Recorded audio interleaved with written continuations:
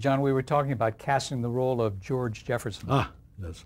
So Avon Long showed up, and I feared he was a sweet old man, but he could not read. It was really, my name is George Jeffer, turning the page, son.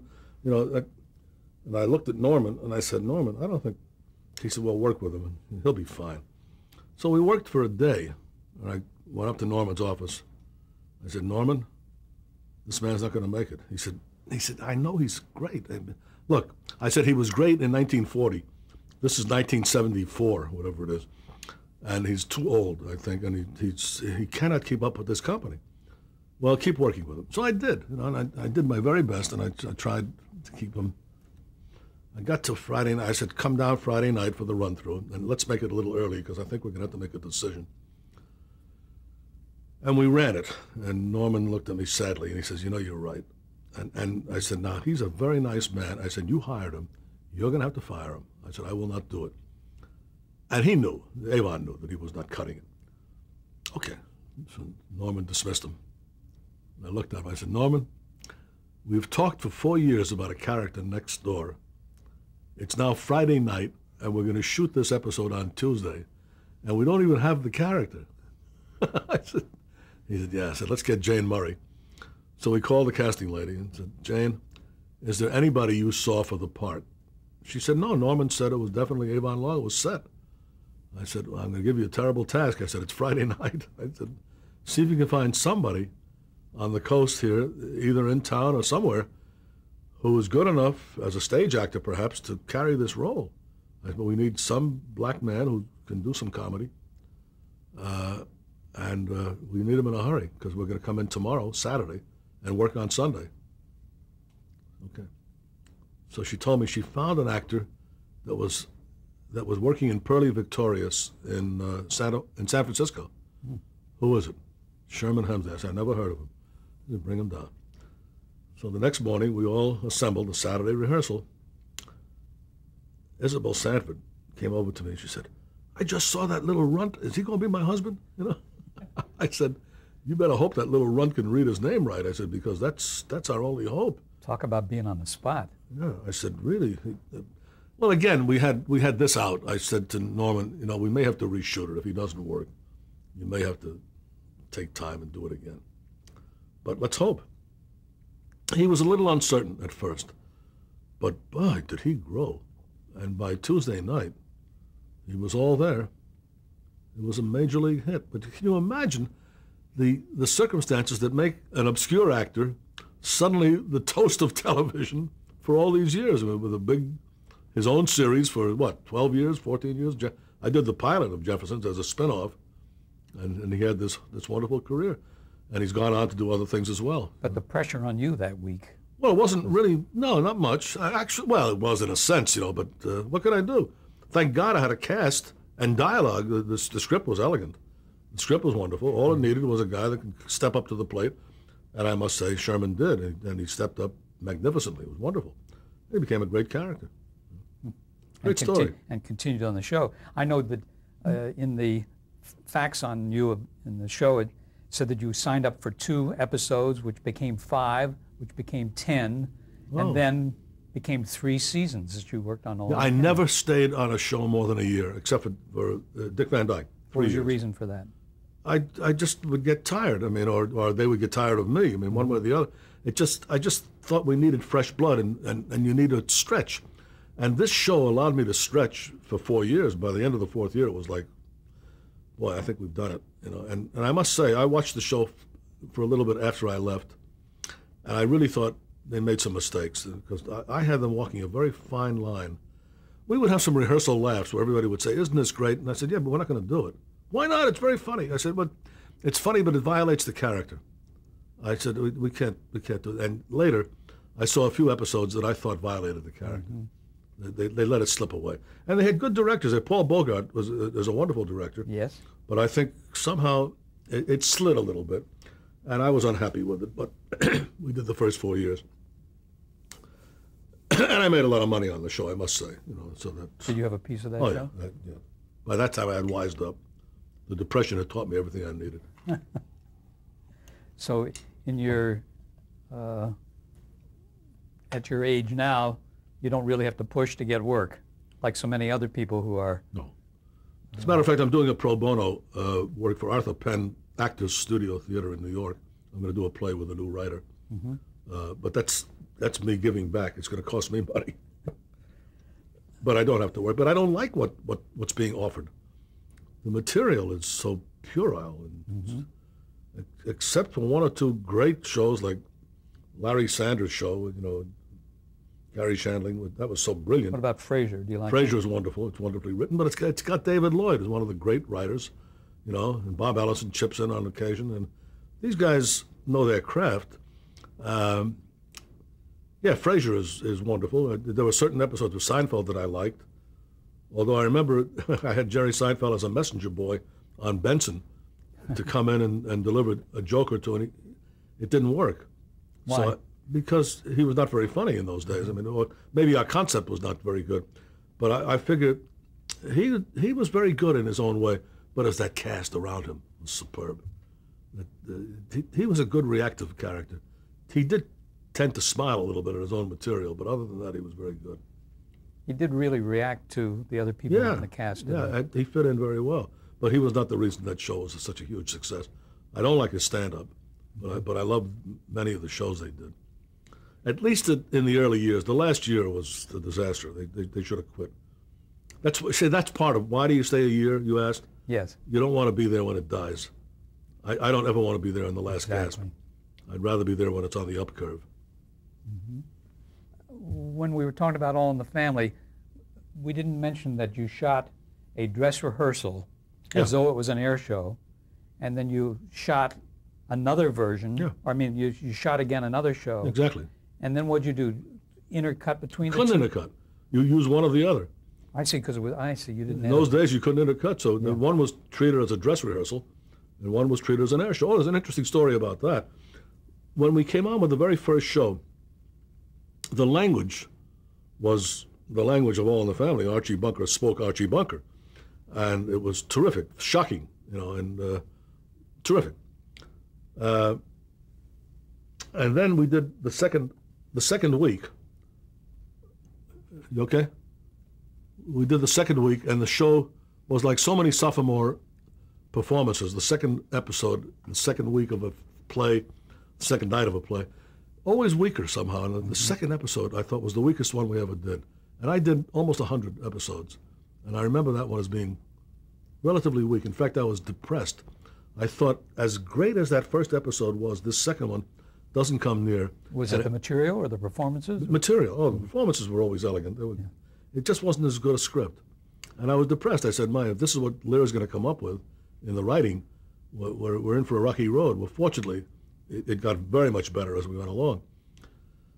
CBS looked at the two episodes, and they said to Norman, okay, we can't put that first one on. It's too raw. We're going to start the series with the second episode, the weak one. And Norman came to me and said, what do you think? I said, my God, that's destructive. If you do that, I said, they own you from that point on. I said, you can't. Well, I can't tell you can't. I said, Norman, you own the show. I'm here as a journeyman director. I just, at that time, I didn't have a piece or anything. I was just a guy. I was doing 2 episodes, I think.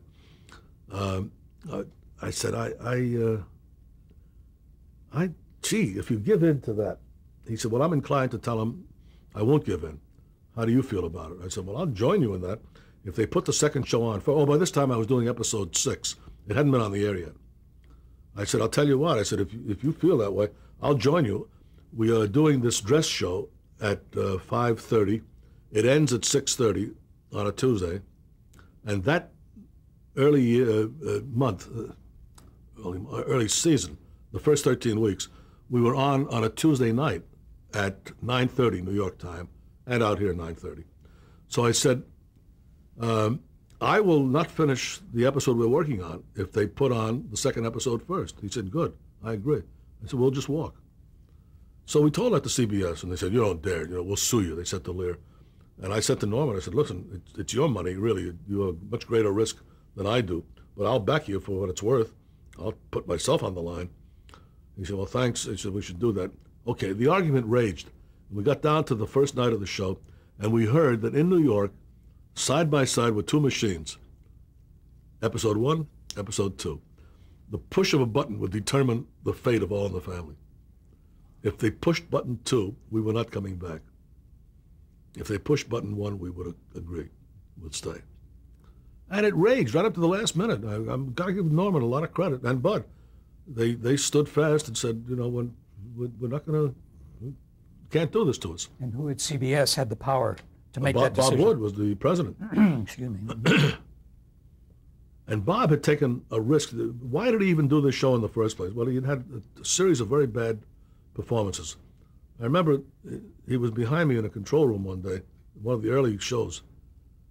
And I said, excuse me. I said, I don't know who you are. He said, I'm Bob Wood. I'm president of CBS. I said, oh, glad to meet you. He said, I hope you know what you're doing because my rump is on the line here.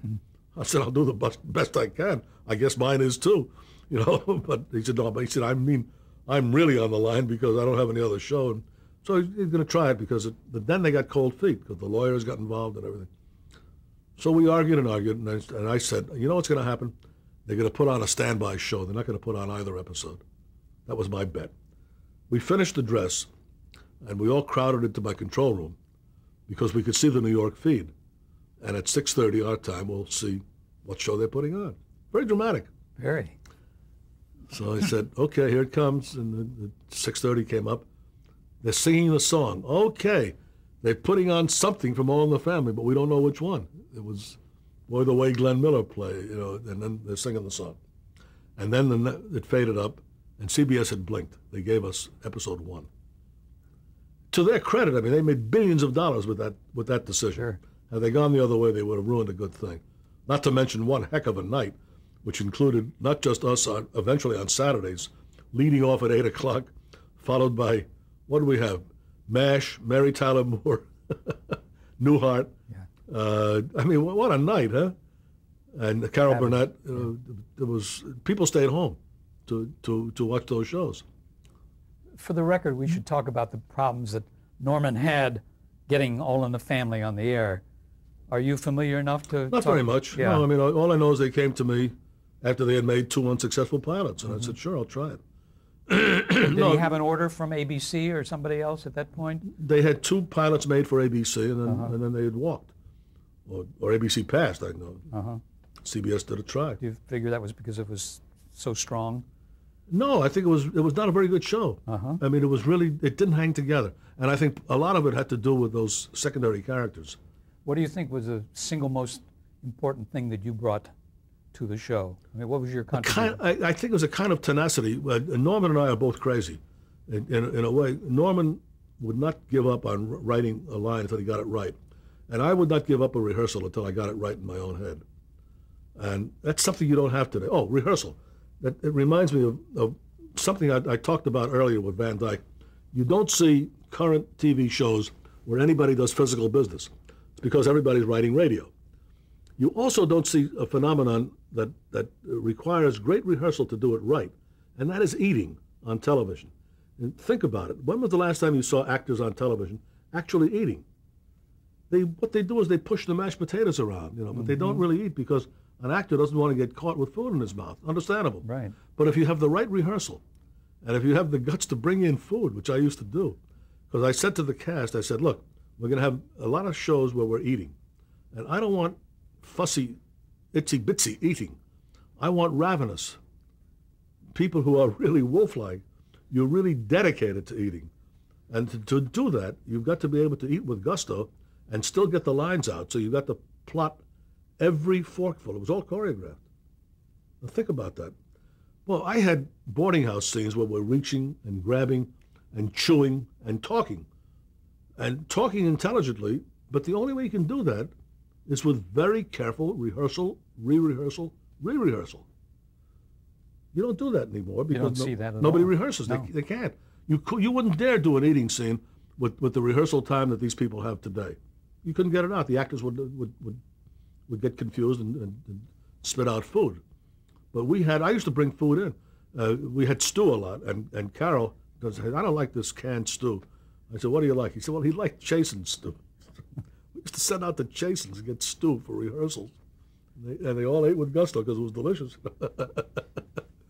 Once we had horse meat on the show, And the plot was eating horse. Uh-huh. So I sent out and said, get me some horse meat. You didn't. Yeah, I did. Oh, Yeah. We got horse meat and we ate it. It tasted good, but I wanted them to get the complete sense of what it was. I mean, there's no substitute for the reality of trying something. This is for young directors and actors. For goodness sake, get into the real sense memory. It's like we had a scene where Carroll O'Connor, as Archie, was stuck in the basement, based on Krapp's last tape. He was all alone. He had a tape recorder, and he was freezing to death over a weekend when everybody was gone. He got locked in. Never mind how it happened. And all he could find was a bottle of Polish vodka, left over from Meathead's wedding. So he got drunk. But I said to Carroll, have you ever had Russian vodka or Polish vodka? He said, no. I sent the prop man. I said, get me a bottle.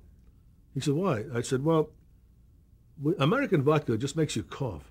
But I remember having drunk with a delegation of Russian directors who came to the Directors Guild when I was vice president. And the head of the delegation was a director named Mark Donskoy. And it was during the time when Khrushchev was being deposed. In the air, this delegation was in the air. We had Cold War going on and everything. And when they landed, I remember we had a cocktail party, and these guys were very grim. And they drank fruit juice, they wouldn't, And I thought, gee, this is going to be bad. And I thought, must be because of what's happening politically back in Russia, Soviet Union. Their premier has been deposed. What's it be like? And we have a Cold War going on with this country. This had been cleared with the State Department, so we invited these directors. So then we came into the boardroom, and Chasins had laid out a lunch. We went all the way. And I was sitting next to an interpreter, and there was a freeze. Nobody was talking. There's nothing worse. You're sitting around a table, and people, with all our big directors were there, nobody's talking. I said to the interpreter, what's wrong? He said, oh, everything's all right. I said, no, really. I said, come on, something's going on. He said, no. I said, is it political? Has it got something to do with Khrushchev? No, nothing like that. I said, well, please, you must help me, because I don't want this frosty, we want this to be a very happy lunch. Tell me what we've done wrong, if we have done something wrong, or can we accommodate you in some way? So he said, well, and he kind of smiled, and he said, well, in our country, the custom is to put the whiskey on the table with lunch. Oh, so it was cultural. So I called Ronnie over, the head guy from Chasins. I said, Ronnie, get all of the booze from the cocktail party and put it on this pristine banquet table. Put it on the table. He said, in the bottles? Shocked. I said, yeah, put every piece of booze you've got, put it on the table. So he got all the, he did. Well, immediately the place erupted, and hey, well, now we can talk. We were drinking, whoopee. Mark Donskoy, the head of the delegation, looked over and he said, I know what you did, in Russian. It was translated. Uh-huh. He said, so you and I will drink vodka. I will drink American vodka. You will drink Russian vodka. I'd never known what Russian vodka was. I had heard enough to say, I'm going to grab a piece of bread real quick, because I'd heard that it could be lethal. So he drank Smirnoff, which is garbage. And he was very manful. And it was a tumbler. He knocked off this tumbler, and yeah, wow. He got the worst of that bargain. And I had Stolichnaya, which I'd never heard of before. So they poured me a tumbler of Stolichnaya, and we toasted, and I drank it off. And I said, this is the smoothest drink I've ever had. I mean, it's like nothing. Bring! It happened like on a count of 8. It hit the stomach, And I described this to O'Connor when we were doing this. But I said, the only way you can get this sense memory is to do it. I said, so I got him a bottle of vodka, Polish vodka. I said, drink it. He drank a shot. He said, you're right. It doesn't do anything. Because it hit late. And we played that. And, of course, it was wonderful, because anybody who's ever drunk that kind of vodka will know. But the only way you get there is to actually try it. See what it's like. Why pretend if you can get the honest reaction? It was wonderful. Did you have any problems with program practices on a show like that? Oh, program practice. Showing your lead character getting drunk? Well, no, because it was very humorous. I mean, yeah. He wanted to be warm. He had no food. Mm-hmm. He had no clothing. He was dressed in a normal way. By that time, we were a hit. You could do anything. Program practices used to come to me when I was producing. I produced the 3rd and 4th year of All in the Family. Tell us about some of those instances. Well, I mean, the program practice would come and say, what have you got this week? And I say, come to the reading. Well, can I see the script? I said, no, it's not ready yet. Well, it might be ready, but I didn't want them reading it. Mm-hmm. I'll tell you why. On my desk today, I have a note that I keep on my desk. Reminds me, this was not that particular group. It came from another show. But the note on my desk says, writer, what did you think of the script? Network executive, I don't know. I'm the only one who's read it so far. Now, that's an actual quote. And it's a wonderful quote. It describes what's wrong with our industry. Mm-hmm. I'm the only one who's read it so far? I don't know. I mean, he wants to get the party line before he can speak. Mm-hmm. Anyway, this guy, who was a nice man, would come and say, what's your show? And I'd say, just come to the reading, because when you hear the actors read, it's better than reading it yourself. So one day, and I would always put him off, and he'd be satisfied. He'd get it. But one day he said, can I find out earlier what you're doing? I said, well, we're doing a Christmas show. He said, oh, he brightened. Really? I said, yes, there's going to be a Christmas tree. Really? Oh, and a Santa Claus, and we'll have Coraliers outside. He said, oh, what a relief. That's wonderful. He said, and what's the show about? I said, Edith thinks she has breast cancer. And he looked at me. He said, you're giving Edith cancer for Christmas? I said, well, I wouldn't put it exactly that. Why are you doing this? And can that be funny? I said, yes, it's educational and funny. We would not do it unless we could get laughs out of it. But it was also telling women how to self-examine. Why would you do a thing like that? I said, because in the midst of life, there is death. I said, my mother at Christmas, had a stroke. And I thought about it. And I said, and that really gave us a thought that you could, why not? And you have to deal with it. It turned out she didn't, fortunately. Mm-hmm. But we were able to impart some knowledge to people about self-examination and talking about breast cancer. And one of the characters had a breast removed, in the show. And it turned out she was all right. It's a very important show that you did. Well, we did lots of. We did menopause. We did death. We did all kinds of. I mean, we did a lot of breakthrough shows. We did the first homosexual show, I believe. What was that about? About homosexuality. It was just the kids had a friend who was very poetic, and Archie called him a fag, and he was very anti-gay. And Archie had a big brute of a football player that he drank with at the bar, and that guy turned out to be a real homosexual. And it was a wonderful switch. It just showed the intolerance. And Archie would say, nah, it can't be. Big guy like you. Nah. Now, in that instance, would he change his opinion by the end of the show, or would he hold fast to that? No. Archie always held homophobic. Fast. He held fast to all his horrors. Yeah. No, he was wrong. He was just, it's interesting about the character. I got a letter in the 4th year from somebody in Alabama who said, I've been watching your show since it began. I've always liked it. But last night you went too far. You trying to tell us that a black man can be smarter than Archie Bunker? Well, this is the most delayed take in history because it's 4 years. And one of the rules was that every black man was smarter than Archie Bunker. Every Jewish character was smarter. Every nun. Every minority, whatever it was that came to grips with Bunker, was always bested him because Bunker was wrong. But this guy sitting in Alabama goes, wait a minute, 4 years. It took him a while to catch on. We haven't mentioned some of the other writers like Bernie West. Oh, I love Bernie. Bernie's wonderful. In fact, I talked, and Mickey Ross. Mickey Ross. Well, they came along, they had been Catskill stand-up comics. And they came along as I almost did this bad joke, as new writers. Yes. Say, new writers? Yeah, my brother's got that. New writers. No. And Lear had found them, and they started to write, and they were not very good.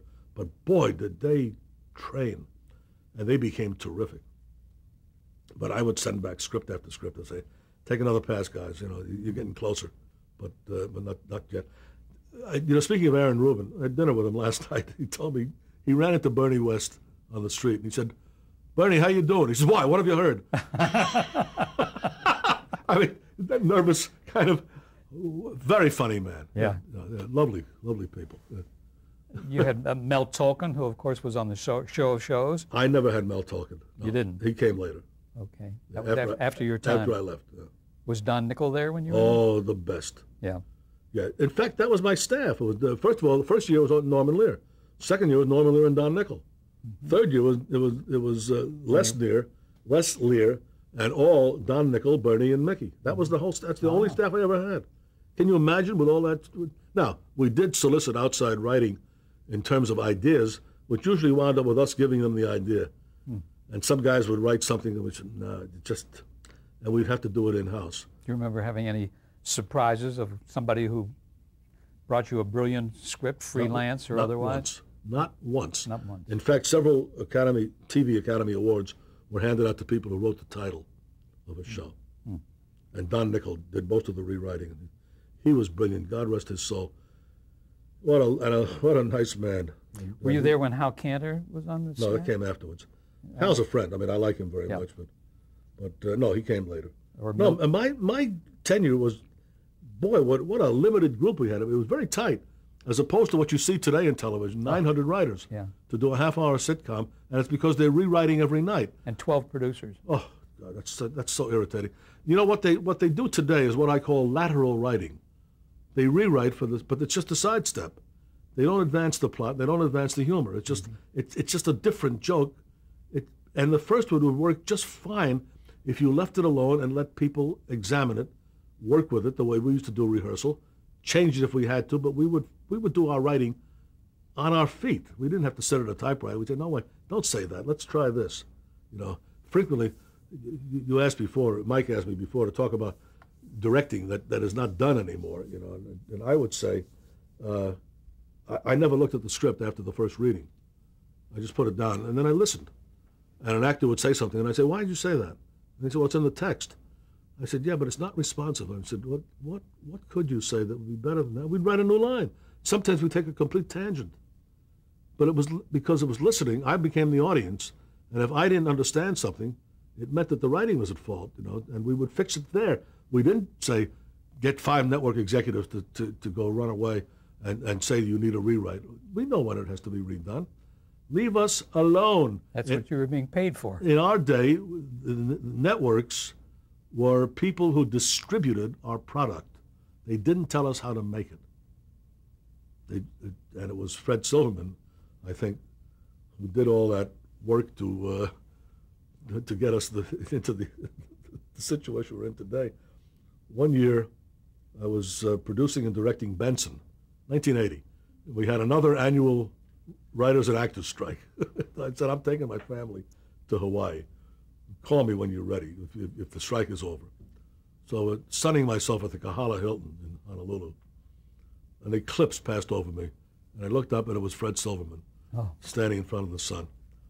Do you want to break now? You want to? Continue.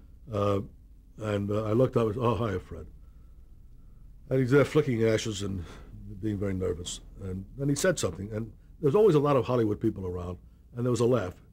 And he said, I got you pretty good, didn't I? I said, what? He said, I just insult, you know, and people laughed. I said, Fred, let me get this right. You trying to play insult comedy with me? I said, don't you know how dangerous that is? He said, why? I'll get back at you, you know, sooner or later. Now, he was, at this time, he was head of NBC, where he had great failures like The Train and Rocket Ship Gadzooks, whatever, you know. Yes. Remember that? A whole lot of mistakes, and he couldn't get anything right. And he said, I'm not worried about you, because I was at ABC. He said, you're not doing anything at NBC. I said, neither are you. And he went, ooh. I said, was that fast enough, Freddie? Okay. We're going to break there for a minute. Change tapes.